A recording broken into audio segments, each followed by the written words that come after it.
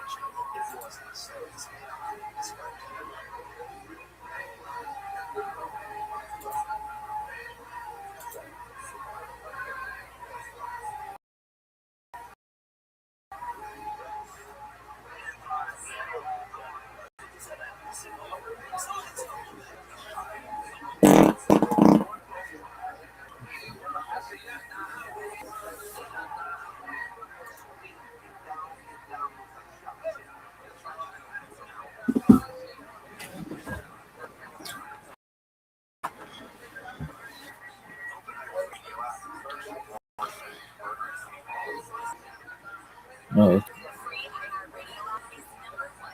Error Pesach. Really, yeah. But for my own health purposes, maybe we have to eat and drink and be merry. Who the fuck knows? It's fucking 14th and 5786. Wednesday, April 1st, 2026. We've been doing this shit for 96 fucking days.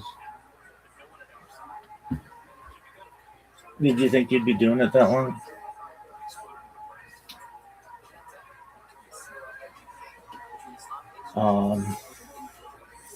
Yeah, I did. Have you lost momentum? I think I could get it back. I just really like this esotericism thing, so we're gonna watch it again. And I'm somebody who I'll watch something one time and I'll get like 70% of it, and then I'll watch it again and then I'll have like 90%. I'll watch it again, I'll have like 95%, and then it's kind of I remember fuck is this shit?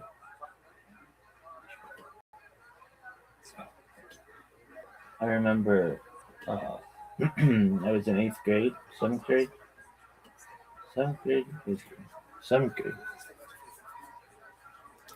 and a teacher who with whom I didn't always get along. Why?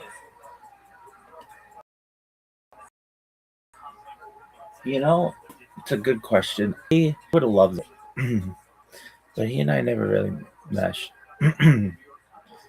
And I think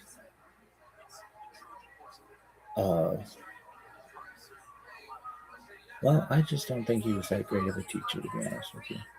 Really? He's smart, but I just don't know if his teaching style was that great. It's about the teacher. Anyway, one thing that I did learn from him. So imagine there's a wall.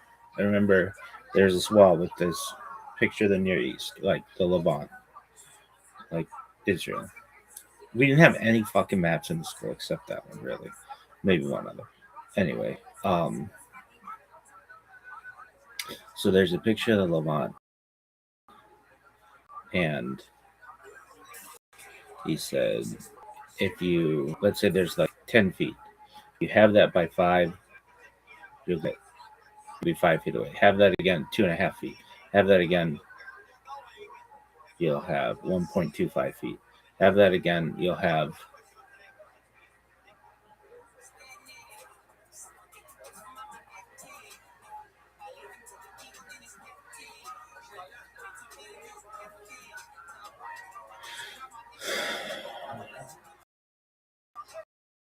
0.625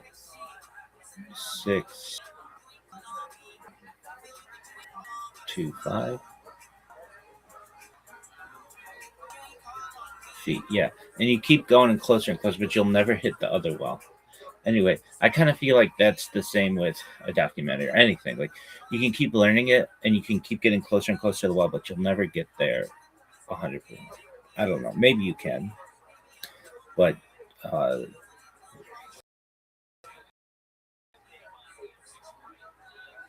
then is anything really learnable? Shut the fuck up. I don't give a shit about those things right now.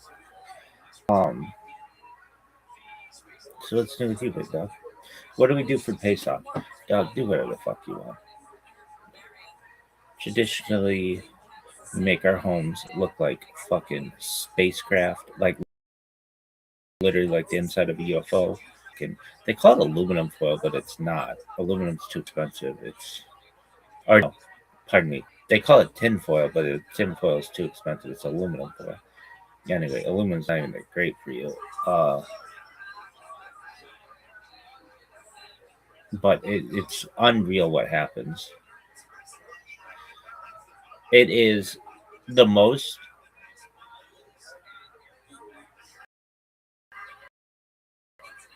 obsessive compulsive thing in Judaism is our operations for Pesach. I remember I was in Chabad many years ago, and I would eat Shabbat at other people's homes at this time many times. So like I didn't have challah in the house, and I didn't eat bread for any other reason other than for religious reasons. And the rabbi said, "Have you searched your home for chametz?" And I'm like, "I don't have chametz." He's like, "How don't you have chametz?" I'm like, "I don't eat at home." And it's like nothing. I'm like, and I really didn't. I was living in a hotel, and I just you never ate there. No, I might have like cheese, something, but nothing with hummus. And I remember him being like, he was like stumped, like he'd never met anybody who didn't have hummus in their home. And I don't. How about now? Like no one even knows what the fuck that is. It's leavened bread, dog. Fuck that shit. Anyway, have your shmur matzah. I got everything I need. What are your thoughts on matzah? I fucking love matzah. Israel, if you never, you gotta listen to me on some stuff because I have the best fucking ideas for a lot of things. But some recipes that I have, they're all so simple. But this is amazing. Like you'll go to a restaurant where they have like perhaps like chips and salsa. Maybe it's a kosher Mexican restaurant. Or they'll have like some kind of starter. In Israel, the starter needs to be this. It is amazing. It's matzah with extra salt in Trader Joe's OU kosher marinara sauce. It is. You could just sit there and dip this shit like chips and salsa. It's through chips and salsa. It's like Jewish chips and salsa. It's like Italy chips and salsa, and it is so good. People always complain about matzah. I could eat matzah at any time. Like, oh, it's so bland. Blah, blah, blah, blah, blah. It's like, it's fine. It's like, I think it's good. I'm like the one Jew who really fucking likes matzah. I'm sure I know there are others of us, but like, I really like matzah. And in terms of matzo ball soup, nidalek, and all that, we don't put enough matzo balls in our fucking matzo ball soup. There's like one. It's like, duh. This should be nidalek with a little broth. That's how I want it.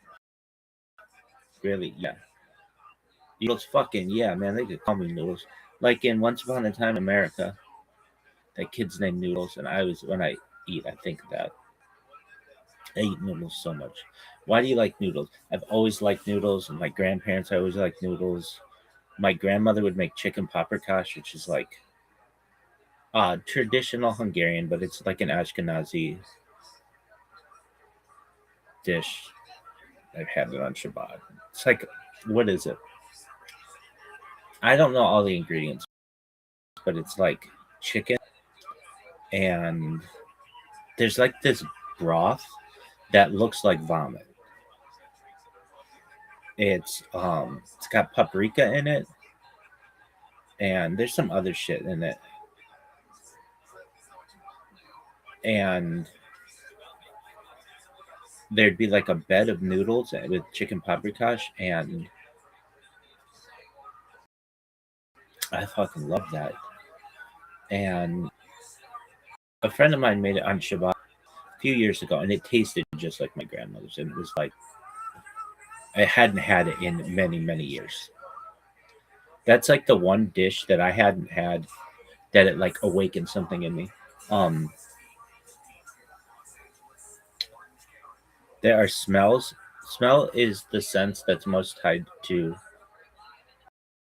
memory, but this like that's a thing, but like the taste is a thing. And what is it? Chicken paprikash. It's like you can use like a crock pot or like a slow cooker or something like a hot plate. It's just I don't know. It's like there aren't many Hungarian dishes that I like, and but uh, and my grandfather's Hungarian, my grandmother was not, but she'd make it because my grandfather liked it, and she learned how to make it. And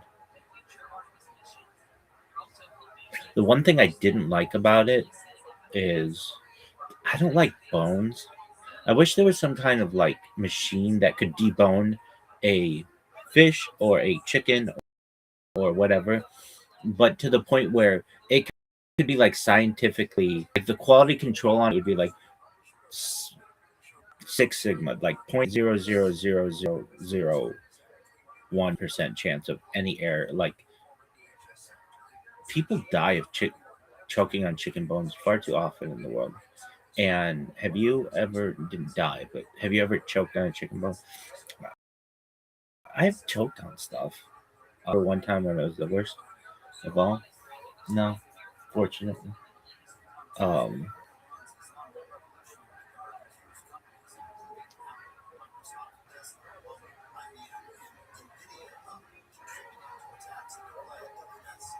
Not choking. I had this.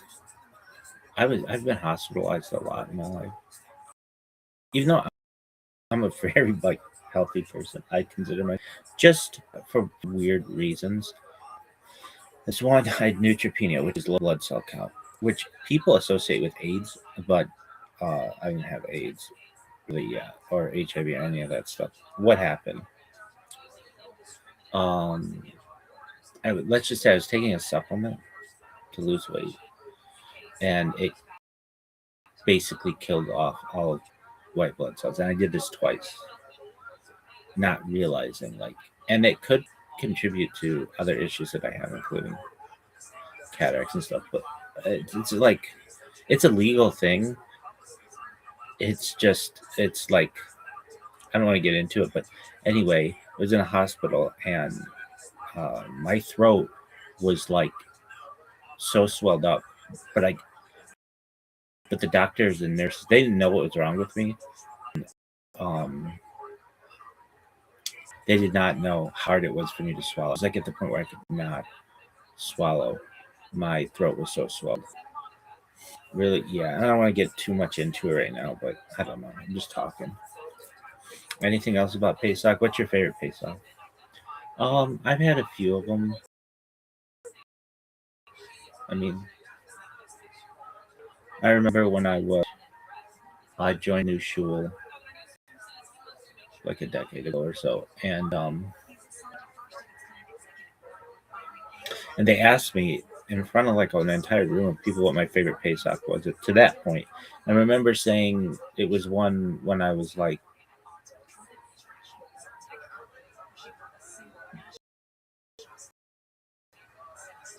maybe in fifth.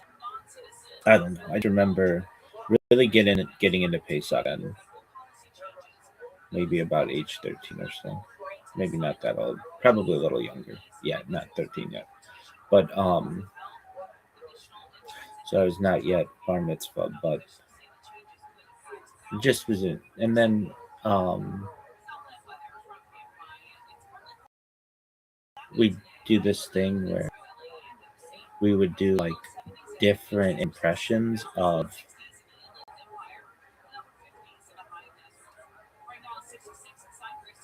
uh,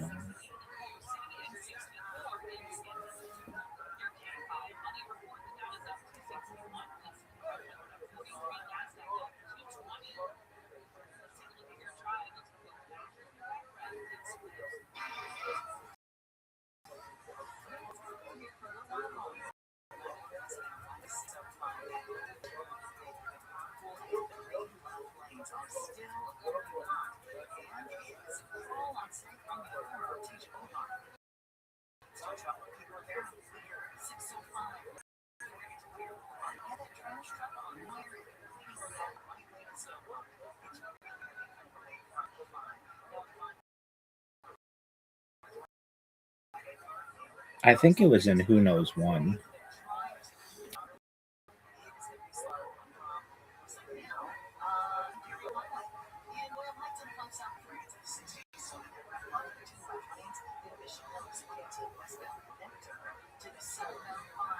So Echad Meyodea, and I did the 9 months of pregnancy, and I had like in front of that I did not know had to reenact giving birth, and I did my best. Anyway, so what is it? 13 attributes of God, 12 tribes of Israel, 11 stars in Joseph's dreams, 10 the 10 pronouncements, 9 months of pregnancy, 8 the days until the Brit Milah, 7 the days of the week, 6 the orders of the Mishnah, 5 the books of the Torah, 4 the matriarchs Sarah, Rivka, Rachel, Leah, 3 the patriarchs Abraham, Isaac, Jacob, 2 the tablets of the covenant.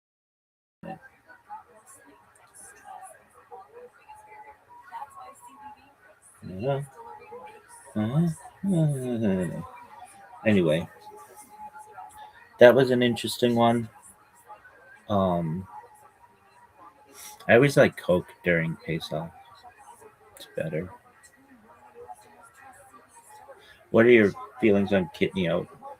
It's a traditional Ashkenazi take, but it's very. I'm like, huh? Obsessive compulsive. Really, yeah.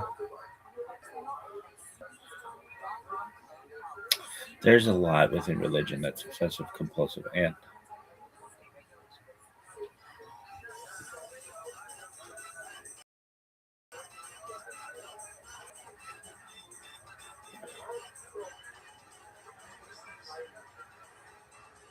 superstitious. Anyway, okay, are you gonna watch your thing?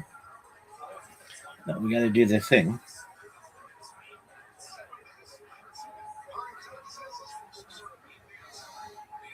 3761, creation of the world, birth of Adam and Eve. Chava 3631, 130. Seth, son of Adam, was born. No one really knows for sure. Eluve Divrei Elohim, but this is the Missouri we live by. Really? Yeah.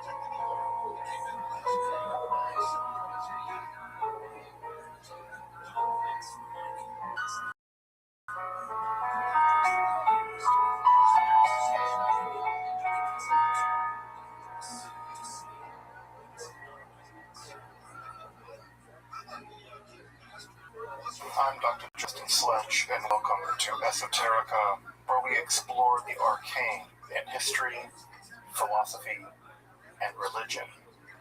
One of the most difficult aspects in starting to study Jewish mysticism and Kabbalah is getting a handle on just how those ideas developed over time. It's tempting to think that, for instance, Kabbalah has just always existed in the form that we have, or that Kabbalah is just one thing at all.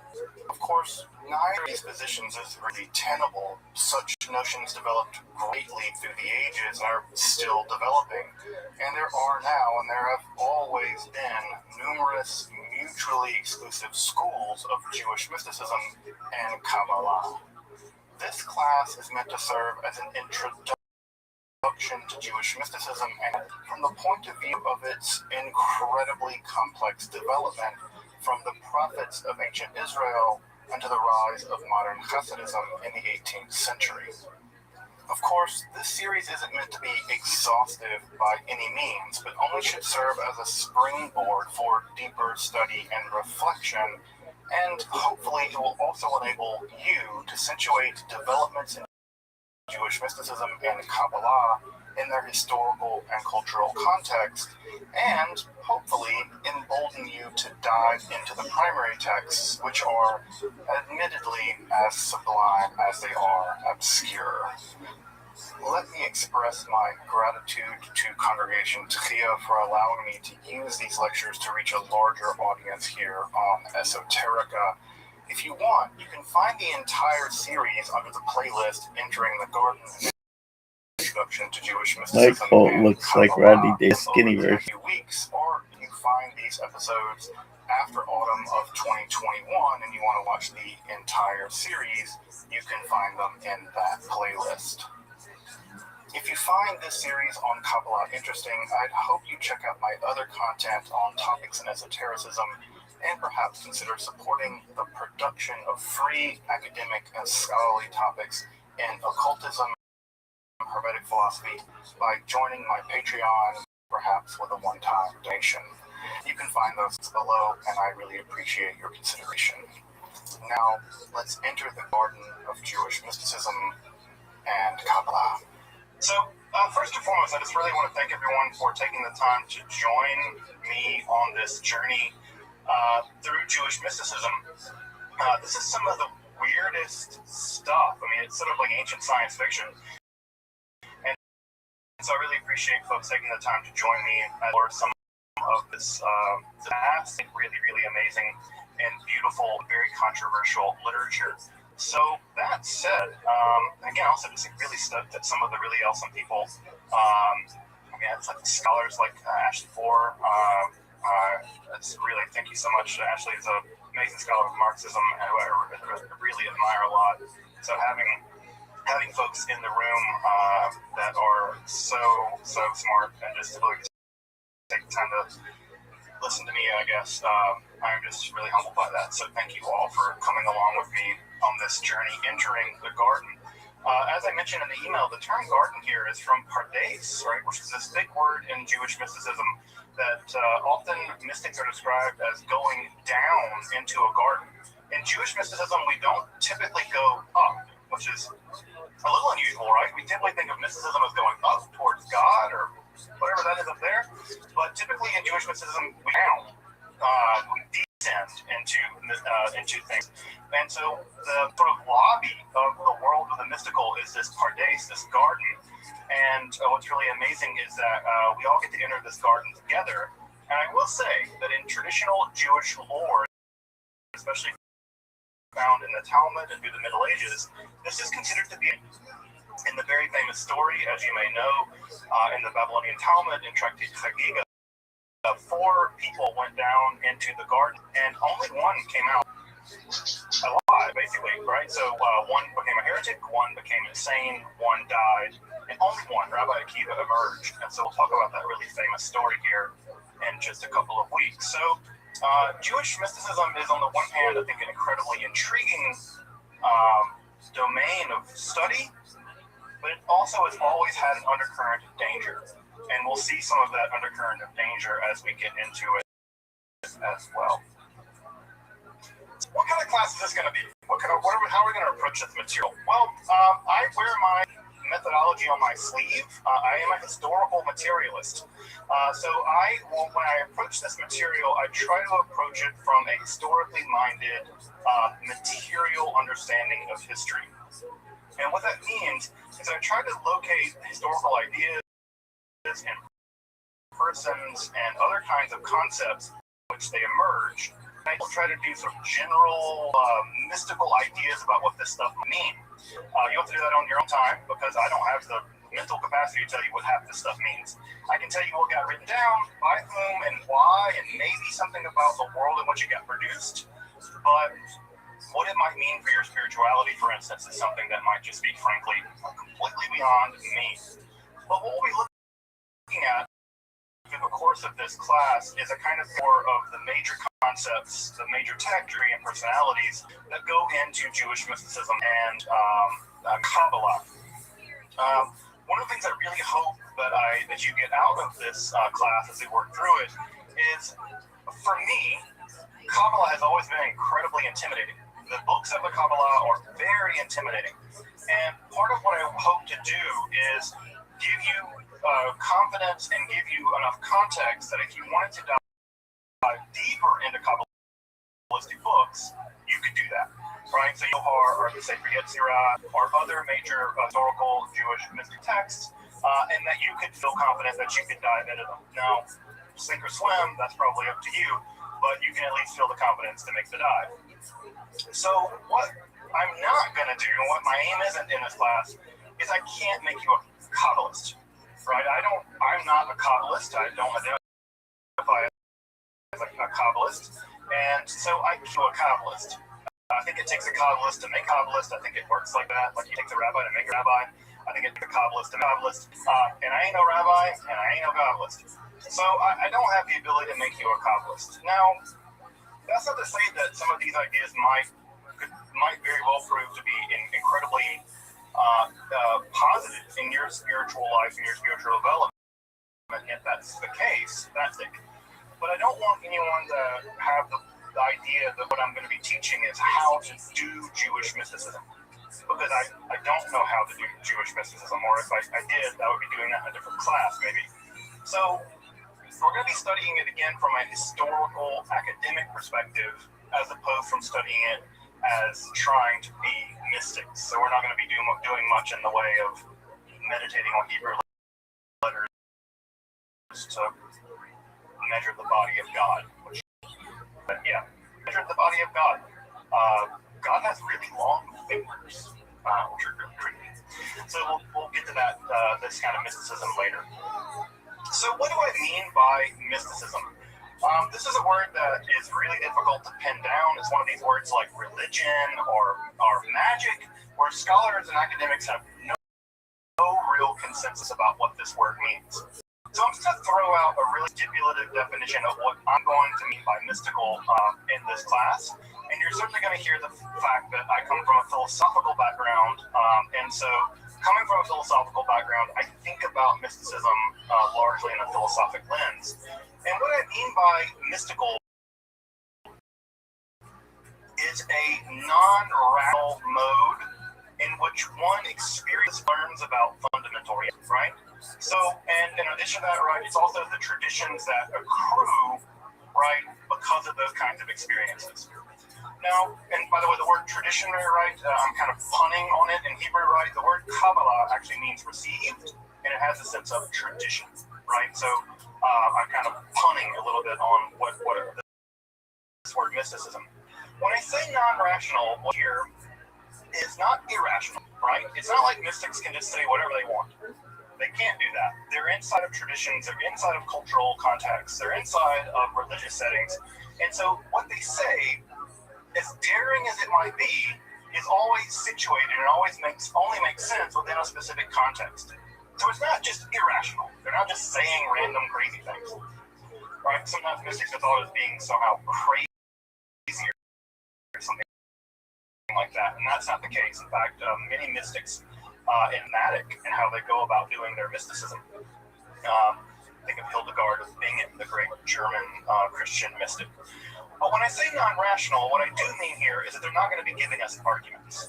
The mystic's not going to tell you A, then B, then C, therefore you should deduce D. And they're not going to be saying something like, I did an experiment, and from my experiment, my induction is a 75% certainty that blah, blah, blah, blah, blah. They're not doing any of that.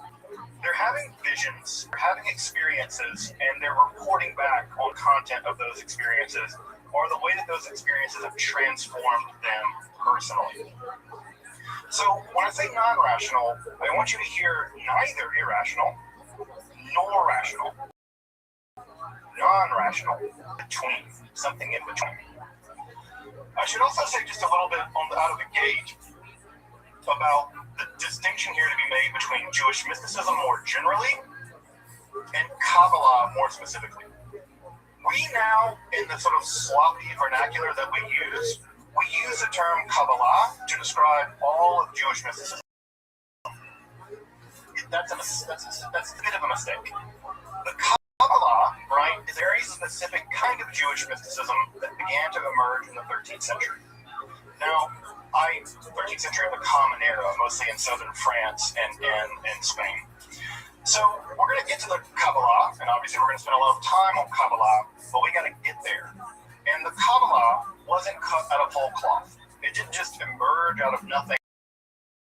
And so many of the complex ideas that you may have heard of in Kabbalah, like Tikkun Olam, which is a Kabbalistic idea, the reparation of the world, or the idea of Tzimtzum, the contraction into which God sort of shrinks God's self to project the universe or the cosmos, those ideas don't come out of whole cloth, and we're going to have to do a little bit of work to get there, but get there we will. So think about Kabbalah as a specific type of Jewish mysticism. And there are other Jewish mysticisms that also existed prior to the Kabbalah. Right? So there are other forms of Jewish mysticism that existed prior, although many of those prior forms of mysticism were absorbed into Kabbalah. So this is part of the reason why it gets a bit confusing. So suffice to say, Israelite or Jewish mysticism extends probably back to history. What I mean by history, of course, is just the history of writing. When the ancient Israelites began to write things down. And as we'll see in a moment, some of the earliest texts that have been recovered in Israelite literature are, interestingly enough, both composed by women and also both composed by mystic women. So we'll get to those in just a minute. But I think this is a weird thing that, for whatever reason, doesn't get enough press, that some of the earliest Israelite literature is by women mystics. So press is misogyny, but right, it's true. If you guys what you're seeing on the screen here on the left-hand side, this is an image of an amulet recovered from a burial site in Jerusalem called Ketef Hinnom. And what you're looking at is the earliest recovered archaeological section of the Hebrew Bible. So if you've ever wondered what the earliest text of the Hebrew Bible looks like, it's this. These are tiny little silver amulets that were recovered from a tomb. And for the folks here that read a little bit of Hebrew, you probably can see a version of the priestly benediction. So the earliest fraction, the earliest text we have of the Torah is actually an amulet, a magical device put into a tomb, very likely to protect the dead, perhaps from malevolent supernatural forces. So in many ways, we might even see the appearance of the Torah in history is a supernatural, mystical appearance. It's an amulet. It's an amulet there to protect the dead, probably. If you've ever been to the Israel Museum, you may have seen this, and it's actually on both sides, and it's tiny. The little amulet's probably about that big. And the Hebrew letters here, as you can see, letters, they are very old papers. The earliest case in which we can talk about an Israelite form of mysticism has to do with two different concepts. One concept is theophany, which means God appearing. We'll talk about it more in just a moment. And the other, of course, I'm sure many folks know, is prophecy, which is a case in which God, the Israelite God, is said to speak to people, and those people that Yahweh speaks to in turn speak on the behalf of Yahweh. And in fact, that's where the word prophecy comes from. The word prophet just means to speak for in ancient Greek. So core to ancient Israelite religion, like many ancient religions, was the idea that their God, Yahweh, spoke to people, communicated to people. Now, typically, when gods speak to people, that is non-rational, right? That's not rational. It's not rational, right? It's not like you can make a logical, deductive argument that God's speaking to you. And yet, prophets are often taken seriously and sometimes killed in history. But it's very clear from ancient Israelite society and the larger ancient Near East society that prophecy was a widely important social vocation. So Yahweh talked to people, and the people said what Yahweh told them. And this is really important in two distinct ways. One way that's really important is that Yahweh does something very interesting with the ancient Israelites that we don't really see attested in many other ancient Near East cultures. And that is Yahweh establishes a vassal contract nation. A vassal contract is just what it sounds like. A vassal contract where a lesser power agrees to be ruled over by a stronger power, basically for protection. This is, if you want to think about this in terms of like, mafia, it's like paying protection money, right? The local mob boss comes down and says, you can get hurt out here. You might want to protect you. Well, Yahweh comes along and says, it's dangerous out there, you Israelites. Maybe you should worship me alone, and I'll protect you, right? And so, in many ways, the Torah is actually structured a lot like a vassal contract. In fact, if you read ancient Near East vassal contracts written in the Akkadian language, it's very clear that the writer of the Torah, these certain sections of the Torah, are emulating that contract language. They're diplomats. Diplomats had to be literate. One of the things diplomats would have known, Israel was almost always a vassal state for the Egyptians or the Babylonians or the Syrians. Vassal contracts would have been part of their life, and making a vassal contract with their God would have made a lot of sense. This is also revolutionary because you're making a vassal contract with a God and not another country. You're subservient fundamentally to some other being and not the king of Babylon or whatever. Now, this doesn't go well for the ancient Israelites, but it does establish what we call the Deuteronomic theology. And this is just a complicated way of saying, if you have a contract, contracts are always involved you getting things out of the deal. Well, the Israelites vowed that they would serve only one God. Yahweh vows that if they do that, they will get the land, right? They will have the land, and a land flowing with milk and honey and all the rest, right? And the idea is they keep their side of the deal, the Israelites, then Yahweh will keep their side of the deal and protect them. Now, if you know anything about Jewish history, that relationship was rocky, let's call it. It just didn't happen for a lot of reasons. There are lots of things that broke in that process. Further, right, in addition to this whole vassal contract business between Yahweh and the Israelites, it also seems like there was a tradition within the Israelite community where Yahweh spoke to individual people.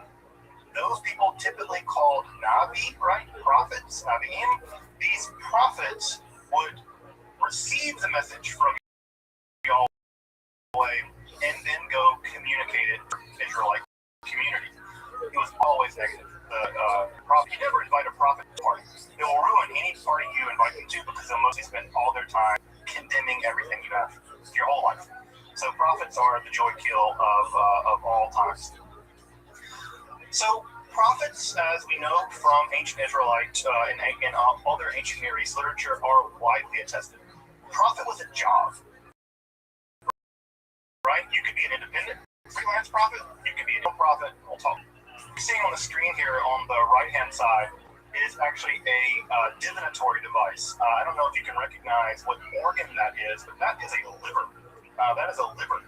And what you see here is the liver is divided into certain sections, and there is cuneiform script on that liver. This is from the old Babylonian period. And what you would do, if you wanted to figure out the little is that you kill an animal, typically a sheep, you would take out their liver, obviously, and you would inspect it. And what this is a Babylonian liver inspection guide. And so if there are blemishes or deformities or other kinds of markings on the liver. Livers are typically very smooth organs. If you've ever seen a liver, they're typically very smooth, but they have markings and things on them. And what happens is that you would locate the markings, and you can see here there's a guide in Old Akkadian. It would tell you what the markings meant. So this might mean that bad things are going to happen, the king's going to die, whatever. And so there have been, by the way, hundreds of these recovered from ancient Mesopotamia. And divination was widely attested here. That we separate divination and prophecy when it comes to talking about the ancient world, because the vast majority of prophets, contrary to what idea might come to your mind about what a prophet is, very few prophets predicted the future. That was a different job. Those were diviners. Diviners predicted the future. Prophets communicated via the God. God would tell the prophet stuff and then they people. That's a different job. Now, sometimes prophets did predict the future.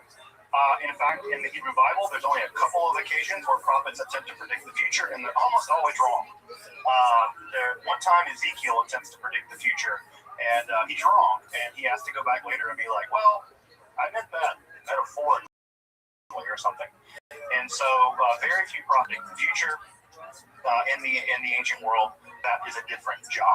We now think of prophets as predicting the future, but that's a modern idea, much more than an ancient Israelite idea or ancient Near Eastern idea. So let's talk about theophany first, right? So theophany just means God appearing. It just means that God appears to people. Right? This was an idea in ancient. It's appearing to you currently on the screen. I don't know how many people have ever seen an image on the left. This is very likely an early depiction of the Israelite God Yahweh. We think that is Yahweh for a couple of reasons. One, it says Yahu there in Hebrew, which was an abbreviation of Yahweh's name, and this was of the as part of the satrap of Yehud during the Persian period. And also we have a winged throne chariot that this is sitting in, and that image is very tightly associated with Yahweh in the book of Ezekiel. You're probably looking at a depiction of Yahweh. That's probably the Israelite God. We're fairly confident that all ancient Judahites conceived of how their God looked. I don't know, how many people have seen this image before? Show of hands or things like this. Some folks have seen it. I think it's very interesting that most folks, when they see an image like this, they think of the idea that Yahweh is not allowed. But clearly here on the corner edge is Yahweh. I also like that Yahweh has a six-pack. I really appreciate that. Yahweh does not skip half day. So God appearing, right? God appearing is a relatively common motif in ancient religions. In fact, many ancient religious rituals were meant to compel the god to appear. This would be in temples and other kinds of, you would do rituals to make the god appear to you. So what's interesting about the Israelite theophany, God appearing, is that sometimes the Israelite writers like to depict their image of Yahweh as a kind of divine monarch, sort of like a king sitting on a throne. Very common image, and if you have the chance to read this section in Isaiah, the theophany of Isaiah, that's exactly what you get, is a kind of divine leader sitting on a throne.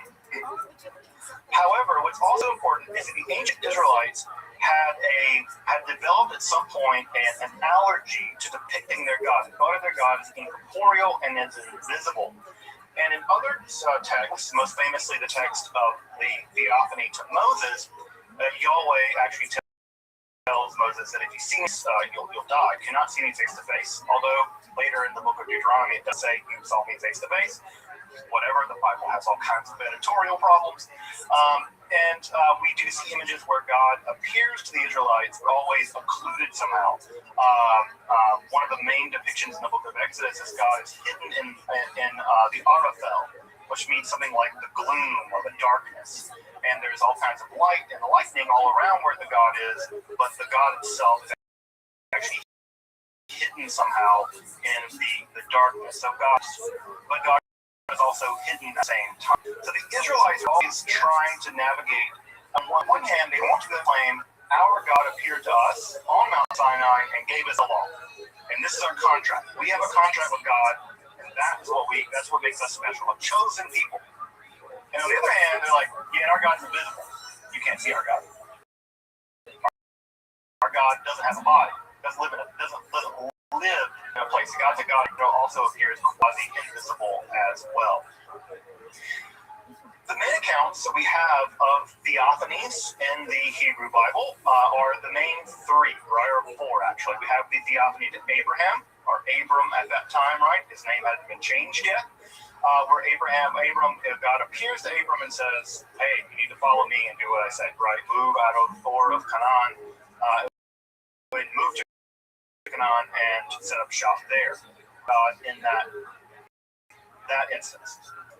The other three theophanies that are important are the Moses theophany, that is to say, one in which God appears to Moses, both in the burning bush. So notice again, God is there and not there at the same time. The voice comes out of the bush, but it's not like there's a person there that Moses sees. Again, there's a relationship to God that they want to keep separate, unlike perhaps other nearby religions. The two most important theophanies in Israelite literature are the ones to the prophet Isaiah and the one to the prophet Ezekiel. And I don't know if you had the chance to read the theophanies to Isaiah and Ezekiel. They're very strange, especially the Ezekiel one. It's notoriously weird.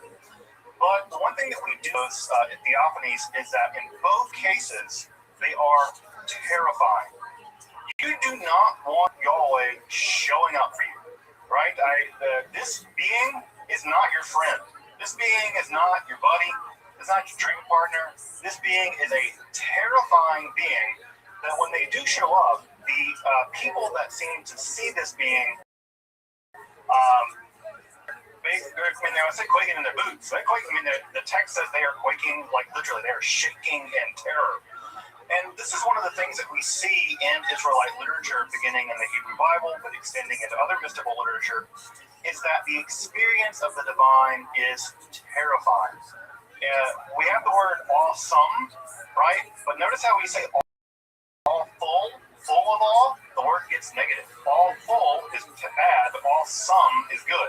Some all is okay. It's like a rainbow. A lot of all is bad. It's all full. But when God appears to you and Yahweh appears to the Israelite prophets, it is a terrifying experience. We even have the records of their bodies physically shaking, sweating. They lose the ability to speak, things like that. What we think is that the instances of Ezekiel and Isaiah may have been part of what we might shamanism. Now, I don't use the word shamanism in a willy-nilly way, because I think that shamanism, as you may know, was a religious practitioner, an ecstatic expert, primarily found in Siberia, and this idea that shamanism has been taken out of this context and applied more generally. I'm a bit skeptical of that process. I don't like using that in a kind of a rough and ready way. But what we see is that the ecstatic expert, or the shaman, is able to withstand a visitation from Yahweh, And from that visitation, they're able to extract certain kinds of information about what needs to be done. And so, in much of the same way that traditional shamans will often travel to the spirit world in order to cure people, with something happening with some forms of diplomacy where the shamans are being visited by Yahweh, and Yahweh is basically telling them how to fix their country. Right? Most of what goes on in prophecy is criticism of society in a general way, and the idea is by criticizing society along religious and social terms, then the Israelites can restore their relationship with Yahweh, and therefore Yahweh will continue to protect them and allow for the land. So the prophets don't cure individual people. You can think about them much more like shamans, but they're shamans for the entire community. So again, this is where using some of these terms can be a little bit misleading and a little bit unclear, but I think that the term does track, at least in a general way. We think that the experiences of the prophets Isaiah and the prophets Ezekiel, the literary record that we have in the Hebrew Bible, probably actually experience. Which is just to say, the persons of Ezekiel and Isaiah probably did experience some kind of mystical event. And they recorded that event, and it is that recording of it is found in the Hebrew Bible. Now, Ezekiel is especially interesting in this regard because if you've read other texts of Ezekiel, you'll know that he is really unusual as a person. He seems to do really extreme things, like lie in the street naked at a time. So he may have been suffering from some kind of underlying mental health condition, right? We don't know. I mean, again, it's not for me to pathologize Ezekiel or to diagnose him because I have neither the ability to do neither. But from the record, it seems like Ezekiel may have had some other kinds of mental health concerns, we would say now, which is also interesting because it shows that what is insanity in one culture, prophecy in another, right? That a shaman functioning in one culture, right, is completely normal.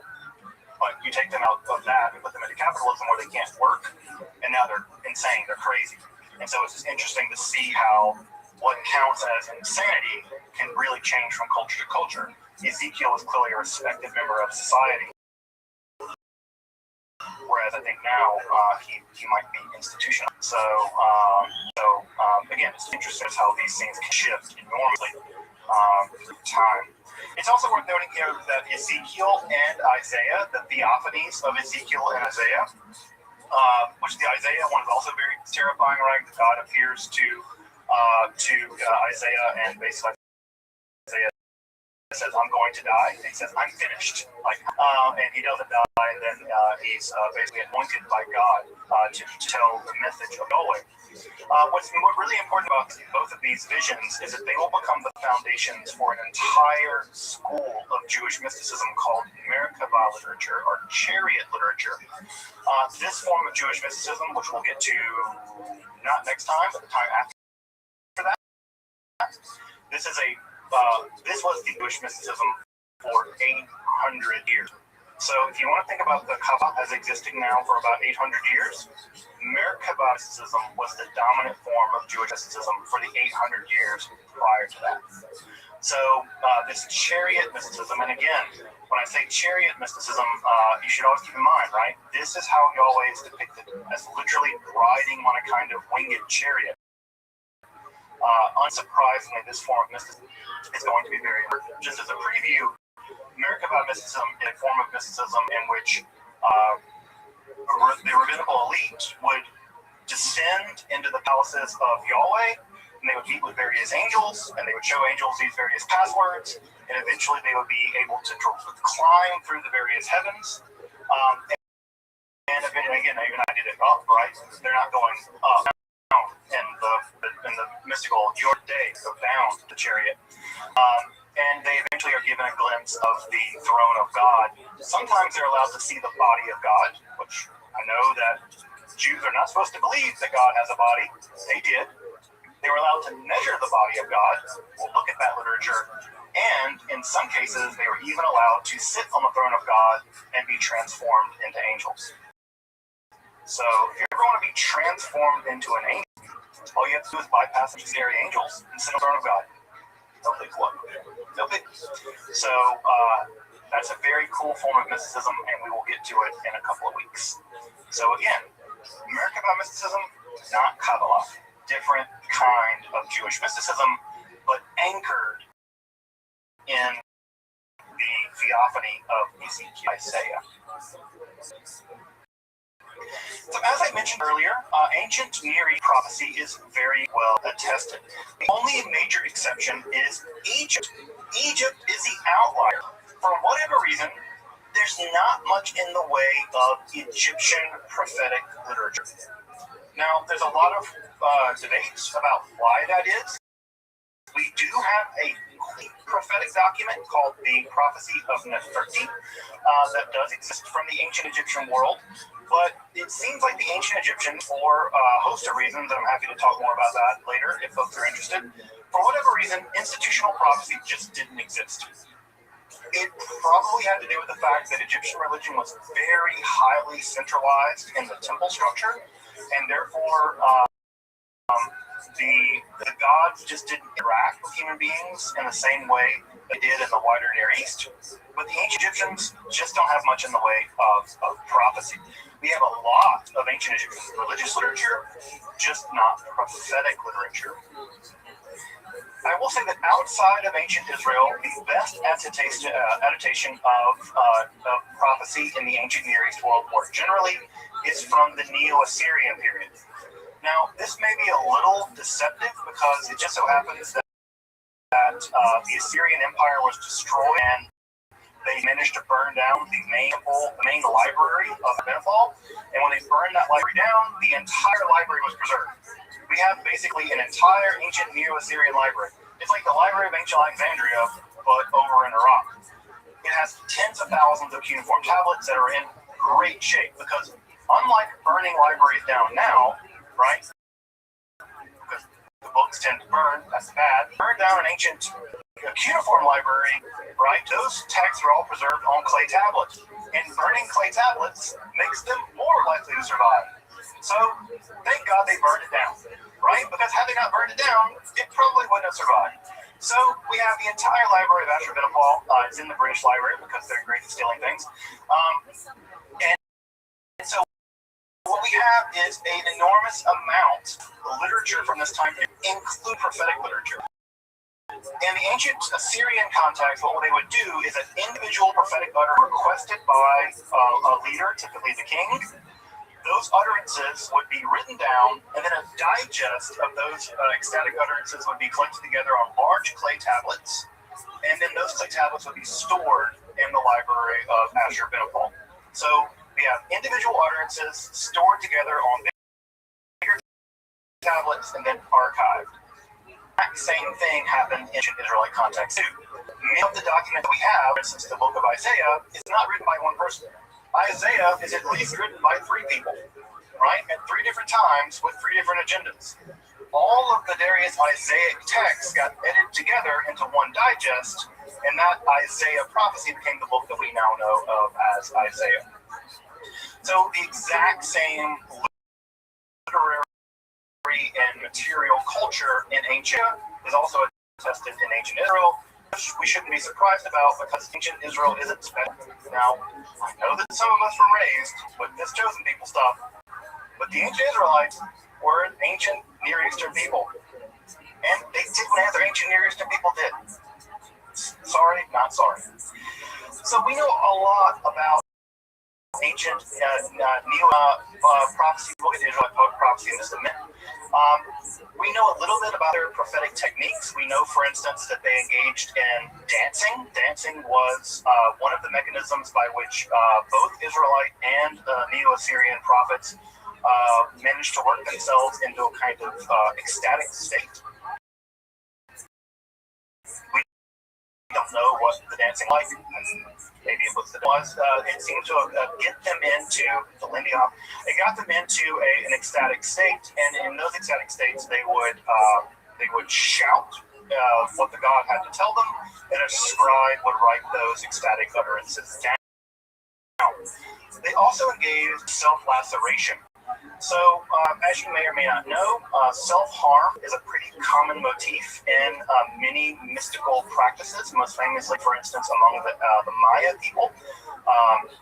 The Maya would they would pierce their tongue or their genitals, and they would pull string with barbs on it through their tongue or genitals in order to make themselves in a great deal of pain. That blood would be gathered into a pot, and then the paper with the blood soaked would burn, and in the burning smoke, Maya kings would see visions. It's a very common thing that happens in Vedic cultures. The self-harm also occurred in ancient something like flagellation, probably, so the whipping themselves in order to use perhaps the endorphins or the serotonin release to get them into ecstatic states.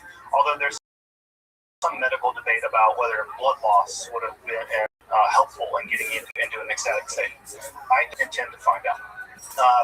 So at any rate, self-harm was also part of this. Also notice that in the ancient Israelite law, there are several prohibitions on self-harm, especially in terms of religious self-harm, specifically things like tattooing and harming yourself on the occasion of the dead.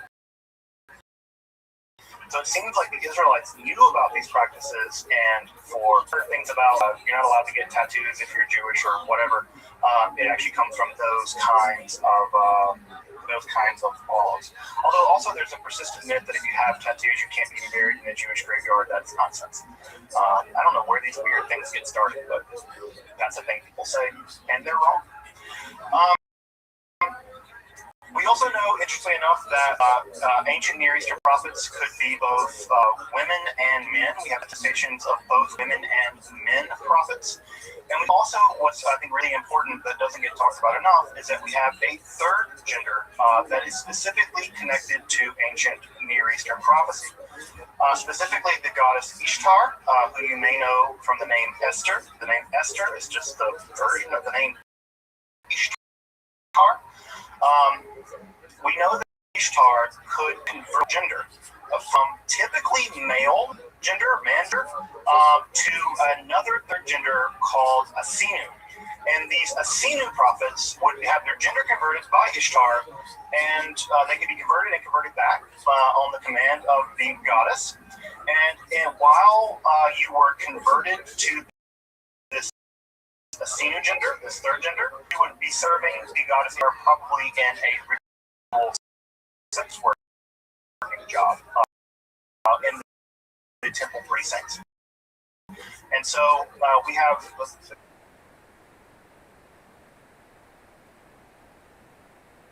interesting is that the only attestation of a certain third gender with its own kind of grammar. The grammar here actually means womb person, but womb pursulent gender in Akkadian. So clearly, womb is associated with female people, whereas the word here is Asinu. They're clearly making it a gender-bending category. And you can have your gender, typically men. I don't know if there's any cases of women being assigned to be Asinu, but men prophets could be shifted to the Asinu gender. So if you're curious about that, FYI, there's a great study of that by the SBL called Prophets, Male and Female. I can chat later.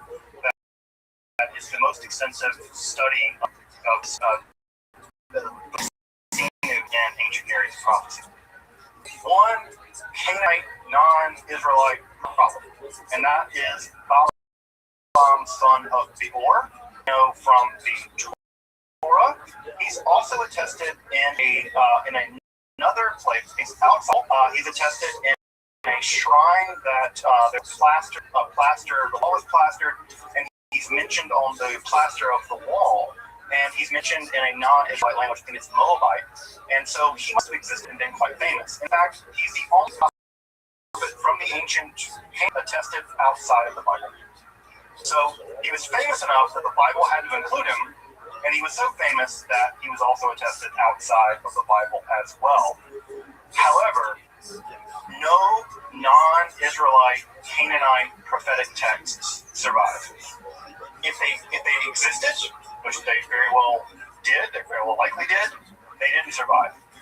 The reason for that might be is they were written down on papyrus and simply did the eventual supremacy of the Israelites in Gaullism. It could just be that they haven't been discovered yet. But we do not have records of prophets, non-Israelite prophets, leaving behind a literary record.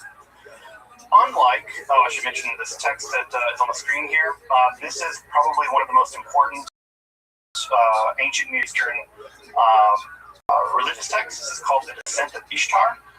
This is a tale where Ishtar descends into the underworld. If you've never read it before, I highly encourage you to take a look at it. It is a description of Ishtar going into the underworld and ultimately becoming trapped there and having to escape. And it's a really interesting text about Ishtar's journey to the underworld. Many religions have journey to the underworld motifs. Christianity, for instance, has a pretty famous journey to the underworld. Orpheus and the Greek legends. So this journey to the underworld business is a pretty typical religious literature, and the journey to Ishtar is especially really wonderful to read. Again, prophetic literature and literature world in which women are central focus, like in Israelite mythology, where it's all dudes all the time. What we have in Israelite prophecy is a very state of affairs. Very complicated state of affairs.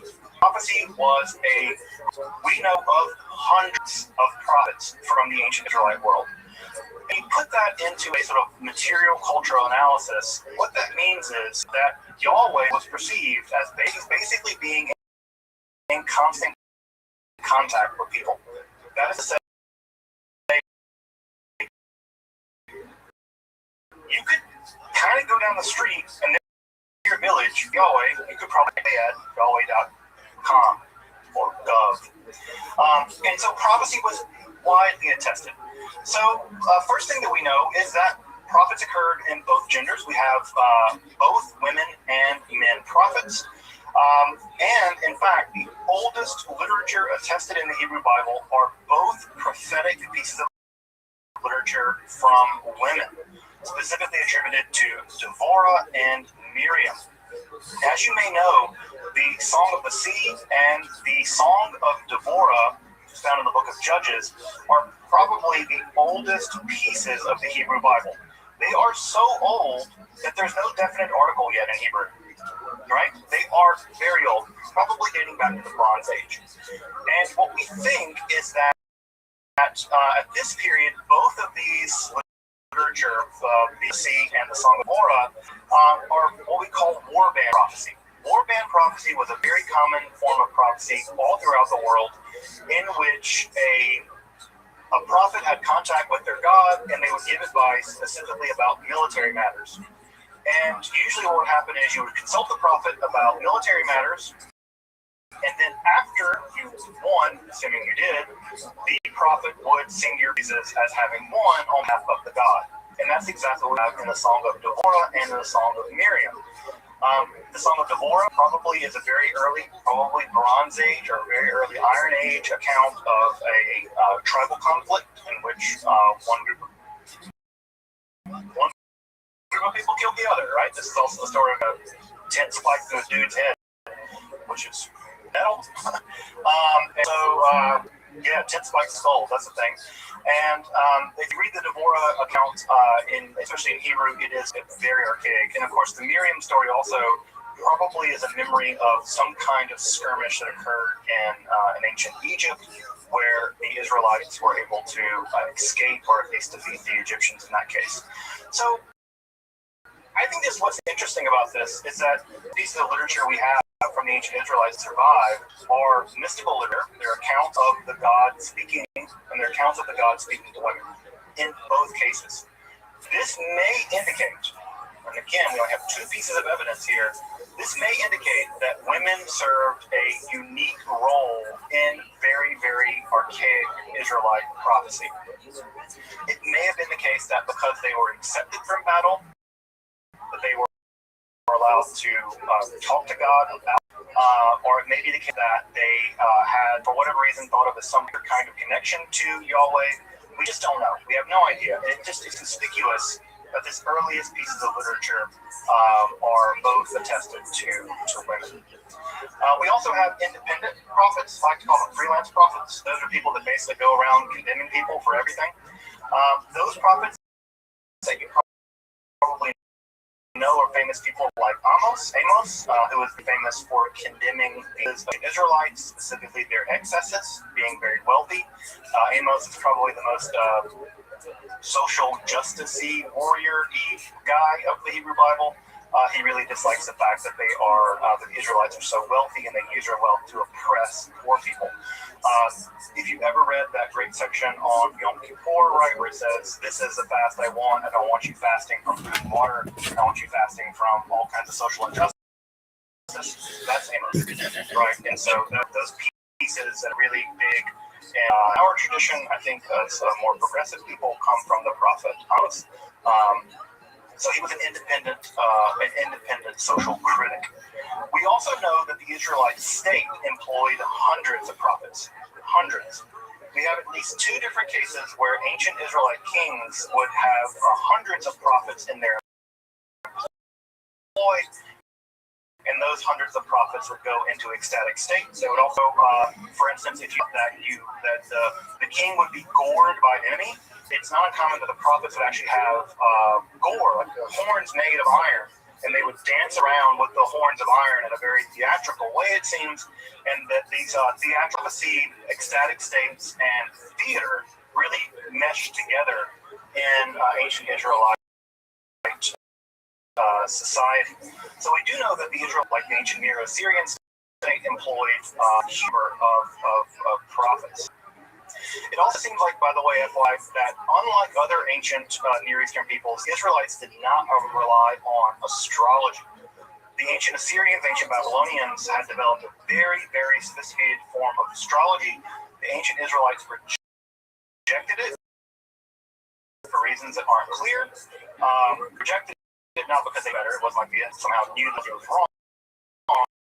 It's probably just they didn't have the sophisticated math. But the ancients do not like the idea of astrology. Rather, they like a direct contact with their God.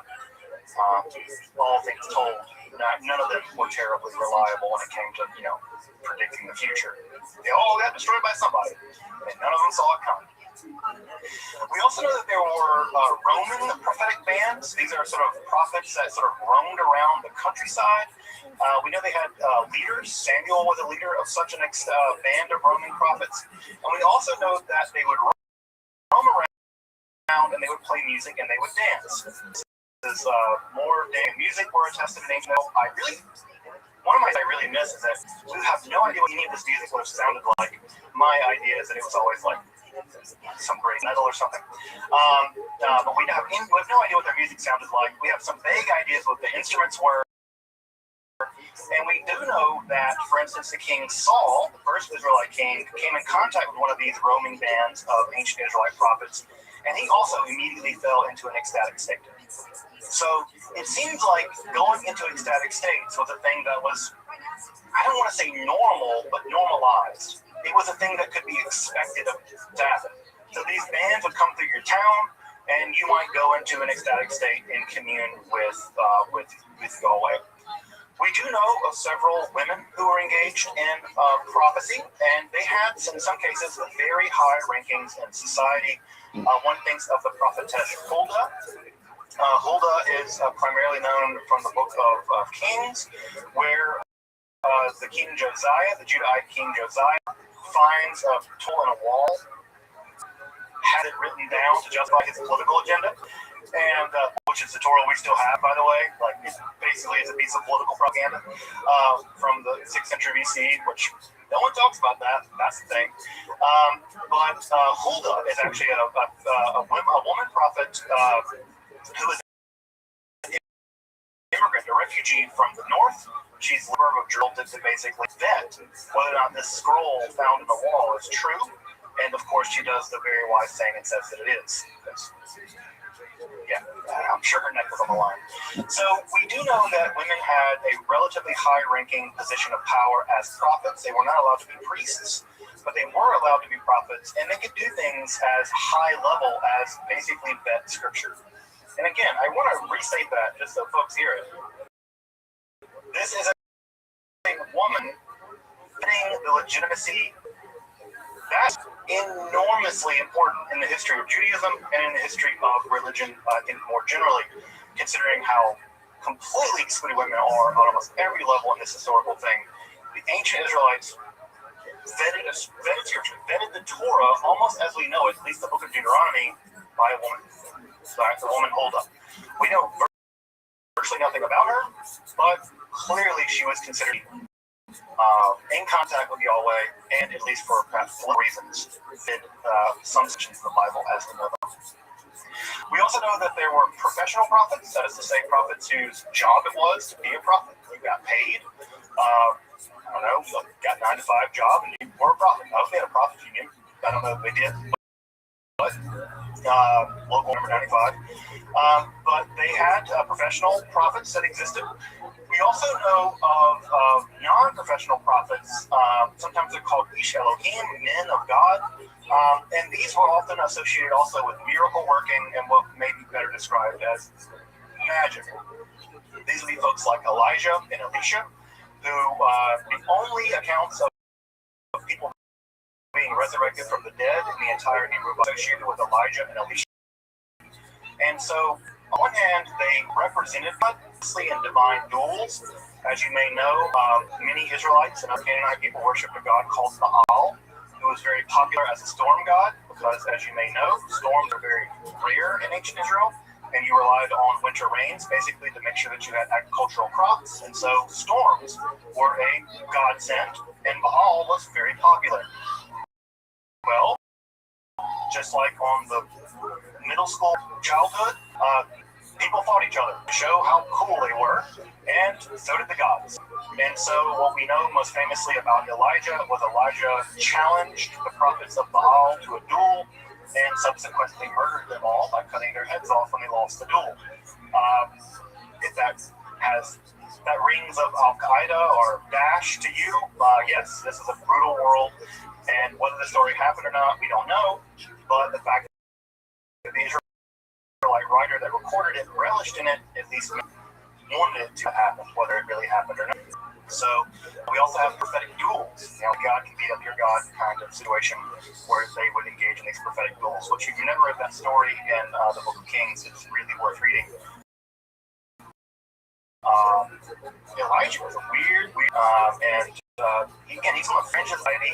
It's not even clear he's even in life. He's constantly called a Tishbite, right? And so as a Tishbite, he was born Israelite. He's a kind of fringe character that we'll have a very strange relationship with, and we continue to have a strange relationship with him because he didn't die, allegedly, and now we invite him into our homes randomly. So just remember, right, when you invite him into your home, that he did cut off the head, allegedly, of like 500 people one time. In your home, this guy's murdered about 500 people. Elijah. We also know that prophets seem to have been both ecstatic and non-ecstatic, which is to say some of them went into fugue states, we might call them, or ecstatic state to issue their prophecy, others didn't. So we have a range of prophetic techniques. Unfortunately, what we don't have is any accounts in ancient Israeli literature about how they did this. We know they danced and they played music. Nothing else. And yes, I know some of you are probably wondering, did they do drugs? Probably not. At least if they did, it's not recorded. We don't have any attestation of Elijah, mushrooms, and then went to town, or smoked some weed, or what, or even drank alcohol. Many of the prophets are actually sworn off of alcohol as part of their prophetic vocation.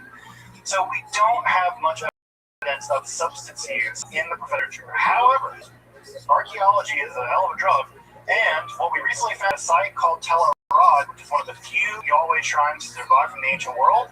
We found on the top of one of the altars where you burned incense, cannabinoids. And so we know that room, right, would have been relatively small.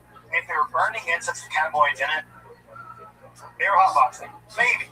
We don't know, right? But we found it. We found evidence of cannabinoids at a Yahweh shrine, one of the only ones that survived.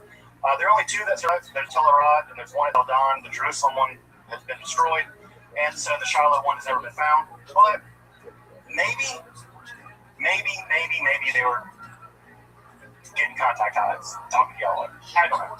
I would encourage you to do your experimentation on your own time, see if it works for you. So I do not know. But this, by the way, that find about the Tel Arad cannabinoid thing was just like a year ago. People who think that they don't know everything ever, they find out weird stuff. So actually, it's not that they found it; they just didn't think to test it. That shrine's been sitting in the Israel Museum for like 30 years. They just didn't test it for some reason.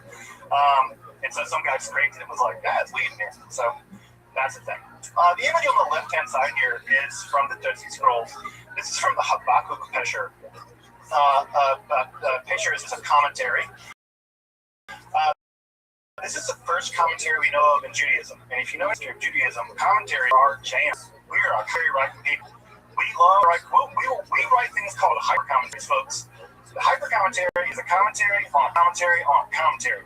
That is, commentaries are our jam, and this is the first one.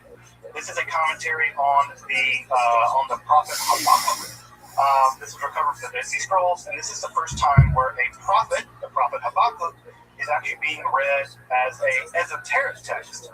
The commentator believes that inside of the prophecy of Habakkuk are secret things in the future. And so if you've ever curious people say that they found secret things in the Bible that describe the future, this is the first guy or person to do this. Is in the Habakkuk Pesher found in the Dead Sea Scrolls. You can find this document in any collection of the Dead Sea Scrolls. But again, what's important to note here, right, is that even the idea that you can mine a prophetic piece of literature to divine the future, an idea that we all know it's culturally very common. Again, you just flip on the radio, and I'm sure you can find some preacher right now telling you that they found something in the Bible, the book of Daniel, whatever. The first time we see it actually happen in Israelite literature is in this commentary on Habakkuk. So you can read the book of Habakkuk, it's relatively short, and then you can read the Habakkuk Pesher in the Dead Sea Scrolls and take a look at that one. This is also on display in the Shrine of the Book in Jerusalem. People always flock to see the Great Isaiah Scroll because they think that it's the biggest one, just so you know, if you go look, the Great is a replica. It's not the real one. That one's the real one stored in a bunker somewhere. But the Habakkuk Pesher is the real one, and no one ever spends any time on it because they just think it's nonsense or they don't care. And I got to spend like an hour looking at it because I'm a complete fanboy of the Habakkuk Pesher. So there we have it.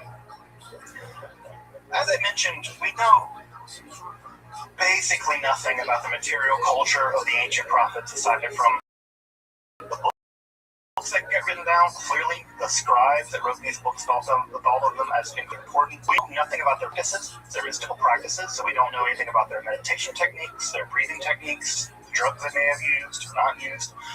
We know very little about how they achieved these mystical states. So reconstructing what they did is very difficult. We also know very little about the phenomenology of this. And phenomenology is the $2 word that means the experience of this. What it was be a prophet in ancient Israel to experience this ecstatic state. We know very little about it because ancient Israelites, like many ancient cultures, just didn't put as much emphasis on subjectivity that we do. We are a narcissistic people. We love ourselves. We love talking about ourselves, and 1,000 books about talking about memoirs and things, right? Ancient peoples did not care about subjectivity in the way. And so and again, think about this for reading the Hebrew Bible. How often do you learn about the emotional states of characters? Basically never. It's like, and he got angry, or they were sad, and they move on. We know very little about the interiority of these characters because they didn't care about it as a literary motif, right? It's not like Russian romanticism or something. And we know very little about the phenomenology of these experiences. Aside from, they were apparently very That's it. Right? So we know that ancient Israelite prophecy, ancient Israelite mysticism was a social anchor. It was a political anchor. It was an economic anchor. We know that with that many people, 400 prophets employed by a court, this was a part of the economy, right? This was no marginal thing by any stretch of the imagination. But we know very little about it from a material culture. What we do know is that the prophets went away. Israelite prophecy went away eventually. And the reason probably that it went away is that, well, the countries that they served were destroyed. Ancient Israel was destroyed in 722 BCE, and ancient Judah was destroyed in 586. And if your country gets destroyed, well, you don't have a job anymore if you're alive. Or if you're alive. And we know there were prophets in exile. Ezekiel's one of them. Jeremiah flees into Egypt. So we do know that they escaped, but we know that the social institution of prophecy did not survive these destructions. So, why? Well, it could be a lot of things. One of the reasons it could just be that they got killed, right? Just wipe them out. That's a thing that happened in the ancient world. Another reason why it could be the case is, let's see it coming. Your whole job is to communicate from y'all what's about to happen to us and how we can make this not happen. And they didn't, right? So, again, if your astrologer doesn't see the thing coming, well, get a different astrologer. So, part of the problem of divination is if you don't see the big things coming, like your whole country being destroyed, well, that shakes confidence in your ability to communicate for your God. We also know that prophecies weren't really popular in some ways. I mean, no one likes social critics, right? Go ask the social critics. People hate social critics, right? People hate people being like, listen, you're rich and God hates you for it, and God's going to condemn you and God's going to kill people because of your wealth and your religious abandonment, right? No one like wealthy people, powerful people, don't like to be told that being wealthy and powerful is evil, right? And they're also the people that kill people to prevent them from saying that. And so prophets often got themselves killed for saying these kinds of things. So it could just be that they were also, on some level, in many ways, a marginalized group. As the political situation in ancient Judah gets increasingly bad, what ends up happening is that prophecy ultimately shifts away from condemning the Israelites to basically saying, well, one day God's going to come and kill all you, right? You're not doing the right thing, and God's going to get God's revenge on you. And this becomes a shift to what sometimes is referred to as the Day of the Lord. When I say Lord, it always makes it like I'm a Southern Baptist preacher. But I can make that "or" really long. The Lord. Anyway, basically what it comes out to is the prophet's more or less saying, God's abandoned you, God's going to kill you all, I'm out. Right? And so there's a kind of prophetic frustration that seems to set in where they're thinking about a more distant, removed view, where God will sort things out because the present is just a nightmare. The Babylonians are destroying everything and things like that. And what ends up happening is that after the Judahites say it is destroyed in the 6th century BCE, the prophets basically are done for as an institution. The Judahite prophets vanish. And the prophetic literature as we have it in the Hebrew Bible is going to die. Now, that doesn't mean that people stop being weird. People continue being weird. Weird is a new kind of weird. And that new kind of weird is apocalypticism. Right? That new kind of weird is apocalypticism. Now, I know that the word apocalyptic typically has to do with the end of the world. That's not what apocalypticism is going to mean in this case. But, if we'll return next week to talk about apocalypticism, notice what we haven't talked about much. Angels, demons, the end world, the battle between good and evil, right? The Messiah. We haven't talked about any of that yet. And there's a reason for that.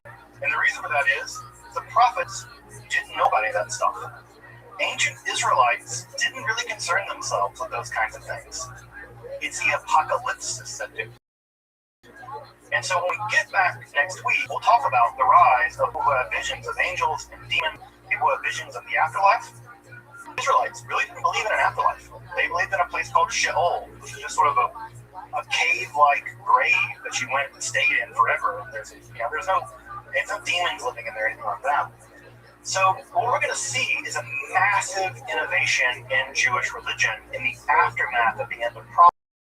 prophecy, where rather than the prophets speaking to God, right, rather than the prophet Yahweh speaking to the prophets, what's going to end up happening is a shift from an oral culture, God speaking to the prophets, and this prophet speaking for God. Rather than speaking, God is going to show things to people, right? We're going to switch from a visual culture we're going to switch from an oral culture to a visual culture. And in fact, the word apocalypsis means to reveal. I mean, if you've ever read much in the way of apocalyptic literature, is showing rather than telling, right? Showing rather than, and I saw, blah, blah, blah, blah, blah. So we're going to see so next time with the rise of the apocalyptic. And the apocalyptic is going to bring in the course of a new form of Judaism, and that new form of Judaism is going to be really, really, really weird, with a lot of weird beings and things like that. I will say this, just as we wrap up for tonight, prophetic Judaism did not completely go away. There continued to be prophets from time to time that did speak on behalf. You probably know of one of the more famous ones. His name is Jesus, Josh of Nazareth, as I like to call him. It's probably the case that Jesus of Nazareth, I mean, Jesus is just a Greek version of Joshua, Josh. He probably thought of himself as speaking on behalf of God. And so these people did emerge, and they did manage to get themselves killed pretty consistently. And what we will also see through the Middle Ages, through the rise of the Middle Ages, is a new form of prophetic Kabbalah, where Abraham will actually develop mystical techniques for getting a vision of God, and we actually have those techniques. They're breathing techniques and meditation techniques, and we'll talk about some of those techniques as we get into the rise of Kabbalah. So prophecy has not completely gone away, but it has a kind of half-life.